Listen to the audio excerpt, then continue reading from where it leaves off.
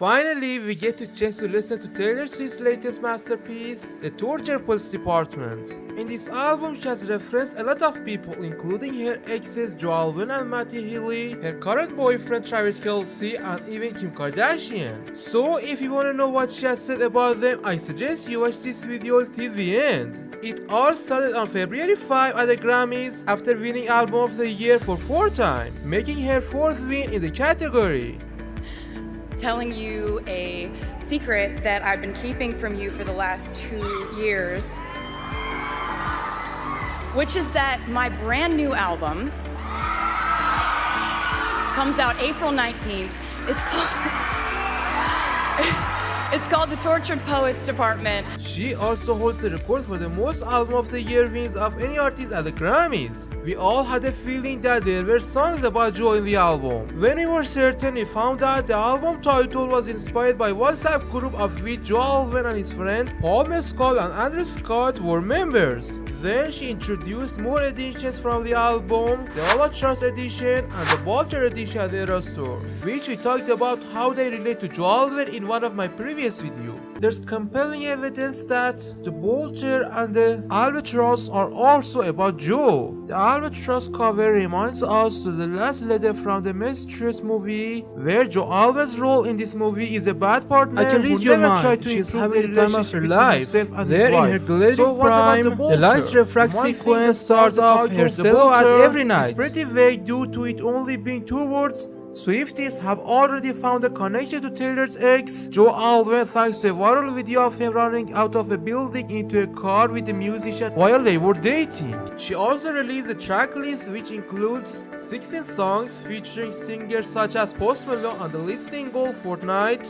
and the English indie rock band Florence and the Machine, led by singer-songwriter Florence Welch on the song Florida. This album was released on April 19, but that's not all. She surprised fans with a secret double album expansion of Tortured Poets Department. The expansion, released 2 hours after the initial album, features 15 more songs titled The Anthology. She said it's a 2 AM surprise. The Tortured Poets Department is a secret double album. I'd written so much torture poetry in the past 2 years and wanted to share it all with you. So here's the second installment of TTPD, The Anthology. 15 extra songs, and now the story isn't mine anymore, it's all yours. Although she had given us some clues about 2 o'clock. At the Tortured Poets Library pop-up in Los Angeles, several clocks were set to 2 o'clock. Now let's talk about what the Woman of the Year has said in her album, especially about her ex Joe Alwyn.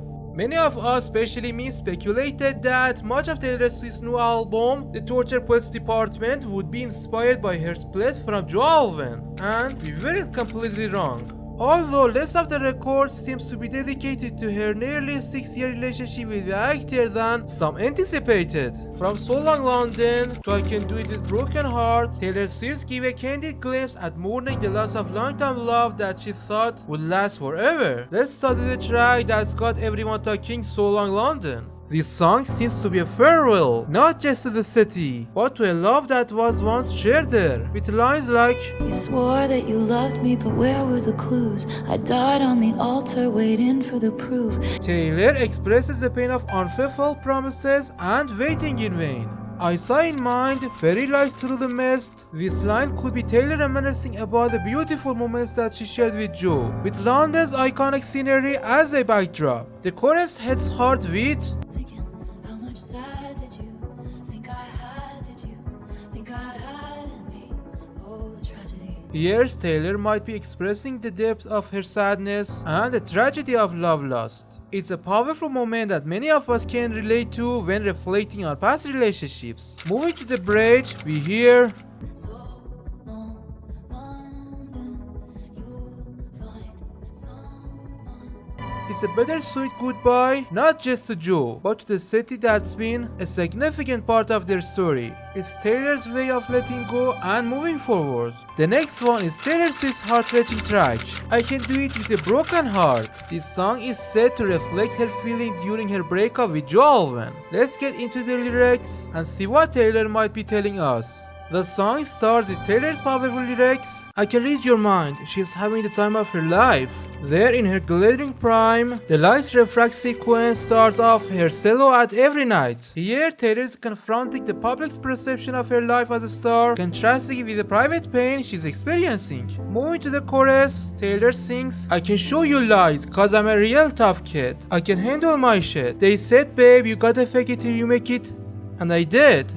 These lines are a raw look at how she's coping with the breakup, putting on a brave face for the world while dealing with her emotion behind the scenes, particularly when she said, lights, camera, bitch, smile, even when you wanna die. He said he'd love me all his life, pointing out that she was the only pretending to be happy following their split, which took place just before she started her Eras tour last year. The bridge gives us a glimpse into Taylor's inner strength with the lyrics, breaking down, I hit the floor. All the pieces of me shattered as the crowd was chanting more. It's a moment of vulnerability, showing us that even in her lowest moments, she's able to rise and perform.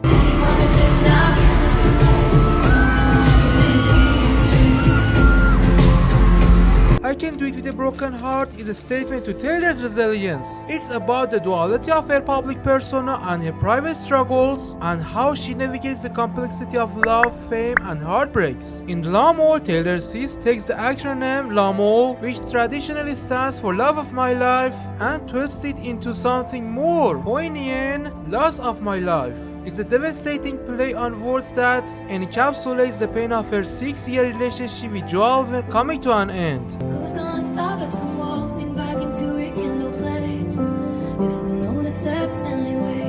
These lines hint at the roller coaster nature of Taylor and Joe's relationship. News of their breakup broke in April 2023, but they'd already weathered rough patches before. Taylor Swift's choice of rekindled flames suggests that their love story had its up and downs. Stitching, we were just kids, babe. I said I don't mind. It takes time. Taylor and Joe started dating when she was 27 and he was 26. Their relationship was shrouded in secrecy, but Swift's pragmatic approach hints at the complexities they faced. I felt a glow like this never before and never since. If you know it in one glimpse, it's legendary. You and I go from one kiss to getting married. Still alive, killing time at the cemetery, never quite buried. Taylor Swift's lyrical process shines here. She describes a love so intense that it feels legendary, yet it remains unfulfilled. The reference to the cemetery as a haunting layer, perhaps a metaphor for the relationship's demise. Now let's talk about the album lead single Fortnight and the music video.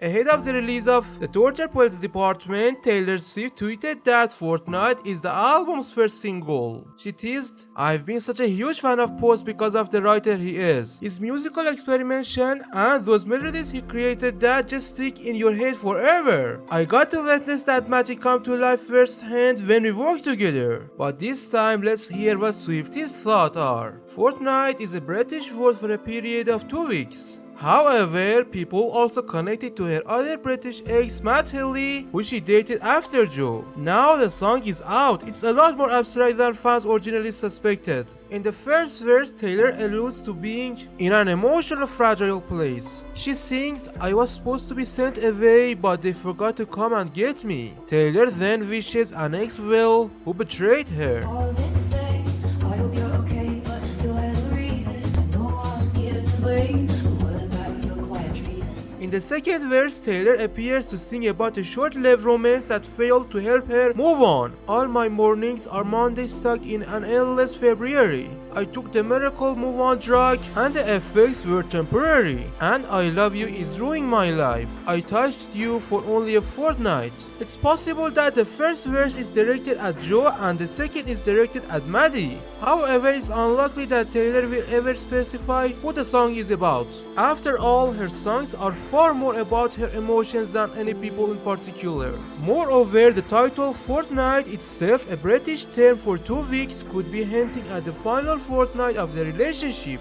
In her post about the video, Taylor wrote in part, when I was writing the Fortnight music video, I wanted to show you the words I saw in my head that serve the backdrop for making this music. Pretty much everything in it is a metaphor or a reference to one corner of the album or another. Taylor is soon given forgotten hemp pills. The Fortnight lyric, I took the miracle move on drug, the effects were temporary. The pill label features a code with her birth date and the torture poet's drop date. She then wipes her face in the mirror to reveal the very same tattoo supported by Post Malone, her collaborator on the song. Post Malone says his tattoo represents the pain he suffered throughout his life. So Taylor Swift is pointing out how much painful life was to her. Taylor Swift's music video for Fortnight has sent the internet into a frenzy, and fans are convinced it's filled with references to her past relationship with Joe Alwyn. From the missing one key on a typewriter, which could be a nod to her song The One, to the carefully chosen props that scream hidden meanings. There's a lot to unpack. Some fans speculated that the typewriter scene at the 144 mark is a direct reference to a breakup with Alwyn, as Taylor is known for embedding subtle clues in her work. The absence of the one key is particularly intriguing, considering her song The One from the album Folklore reflects on a past love that might have been the one. Her white dress kinda reminds me of the dress she wore at the Grammys. Now let's move on to the one who no one expected Taylor Swift would reference her new album, Matty Healy. Fans seriously think some of the songs like Down Bad, Fortnight, and more might be about her reported relationship with the musician. So get ready, because here are all of the rumored Matty Healy references on Taylor Swift's album. Let's start with the track Down Bad. So Taylor got some criticism for reportedly dating Matty Healy due to his previous controversy, including comments about Ice Spice's appearance and even comments about Taylor Swift herself.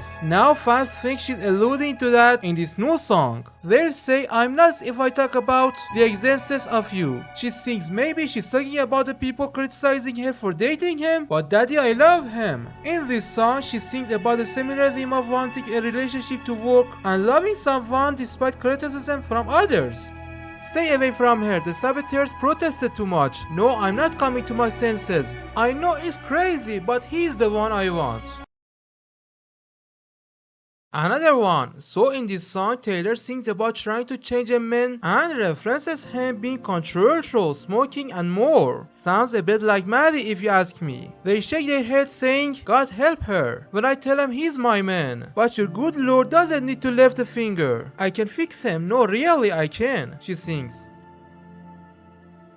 So while the lyrics for this track featuring Post Malone aren't super telling, we do know that Matty and Taylor are said to have dated for only a few weeks, which is why fans think that Fortnite is about him. The song is about a short-lived, intense romance. I love you, it's ruined my life, I touched you for only a fortnight. I call you up but you won't pick up. Another fortnight lost in America, she sings. She also made some references about him in the music video. The film was shot in black and white, a stylistic choice that Matty Healy has often used for his own music videos. Both Taylor Swift and Post Malone are seen wearing long black coats with pants and loafers in one scene, similar to the look Matty's band wears in the video for the 2022 song. Post Malone as well as actors Ethan Hawke and Josh Charles appear in lab coats and glasses, which was the 1975's uniform for the 2022 at the very best store. These are all rumored references to Matty, of course, as Taylor chooses to remain tight-lipped about the inspirations behind her music. You may wonder what Matty Healy's reaction was after releasing the album, and here's your answer.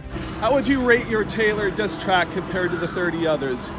My diss track? Yeah, Taylor's new song. I haven't really listened to that much of it, but I'm sure it's good. But what about his sweetheart? What she has said about him in her album? We'll start with Alchemy, a song that has fans buzzing with its sports references. Could the mention of touchdowns be a nod to Kelce's prowess on the field? So when I touch down, call the amateurs and cut 'em from the teeth. This is under the more obvious category. Touchdown and team are clearly football references, cause the sign on your heart said it's still reserved for me. Honestly, who are we to fight the alchemy? After scoring a touchdown during the Chiefs games against Buffalo Bills, Travis celebrated by making a heart with his hands, a Swift staple. This could be a callback to that moment. In the official lyrics music video, in the lyric "Chicks pink in the twinkling lights," the letters T, K, T, and S are in pink for the couple's initial. This lyric discusses the couple's strengths and jobs. Are you gonna marry, kiss, or kill me? It's just a game, but really, I'm betting on all three for us too. In 2016, Travis Kelce was asked to play Kiss, Marry, Kill in an interview with Ariana Grande, Katy Perry, and Taylor Swift to choose from. He chose Taylor Swift for Kiss. Taylor Swift, Ariana Grande, Katy Perry. Kill, marry, kiss. Damn, that's messed up. I don't want to kill any of them. Well, you know, it's just the game. Just a game. It's gonna be harder to find real love. This You is gotta true, play yeah. this game right. What is it? Kill? Kill, marry, kiss. Ariana is Okay, kill. okay. Unfortunately, love you, but you're gone. Okay. And then Taylor Swift would be the kiss, and then Katy Perry. What's the last one? Katy Perry. Katy Perry would Marry. be the Marry, Katy Perry would be the He's marry. like, You know what she wanted, and boy, you got her. Travis Kelce seemed to be manifesting a relationship with Taylor Swift for a while, from making friendship bracelets to trying to give her his number before one of her concerts. If you're up on Taylor Swift concerts, there are friendship bracelets, and I received a bunch of them being there, but I wanted to give Taylor Swift one with my number on it. Not right now. Ooh, Yeah. your number's in 87 or your phone number? You know which one.